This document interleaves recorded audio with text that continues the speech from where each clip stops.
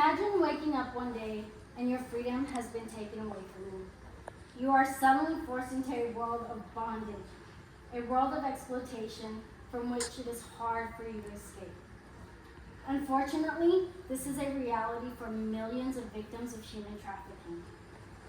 You see, human trafficking is a multi-billion-dollar industry, and it's currently becoming one of the fastest growing industries here in the state of Texas. Therefore, it's important that we learn to understand the facts and recognize the signs so that we can hopefully end this horrible crime that is taking place among us. So what is human trafficking? According to the UN Palermo Protocol, it is the recruitment, transportation, harboring, or receipt of persons by means of fraud or deception, or the use of threat or force.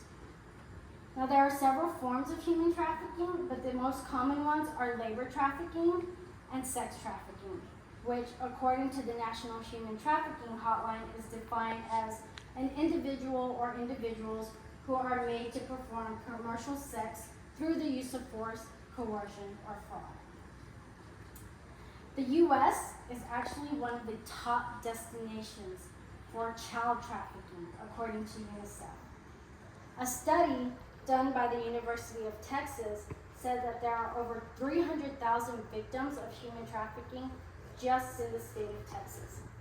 In fact, Texas ranks second in the number of reported sex trafficking cases, according to the Texas Department of Health and Human Services. Houston is actually the largest city in Texas for human trafficking. But human trafficking doesn't just happen in large cities. It can also happen in small towns. In fact, in January of this year, the West Texas DPS made over 50 arrests during a human trafficking operation, and 18 of those arrests were from Midland and Odessa. Human trafficking, unfortunately, is not a crime that's easily recognizable, and it can happen to anyone. Children are at a very high risk of becoming victims of human trafficking. Immigrants and undocumented workers are also at a high risk of becoming victims of human trafficking. But women and girls are especially vulnerable for becoming victims of sex trafficking. In fact, the American Psychological Association states that 7 in 10 victims of sex trafficking are women or girls, and the average age of a sex trafficking victim is 12 years old. But although women and girls are more vulnerable and more likely to become victims of sex trafficking and human trafficking, it can also happen to men and boys. So how do we know when someone is a victim of human trafficking? Well, unfortunately, the signs are not always visible.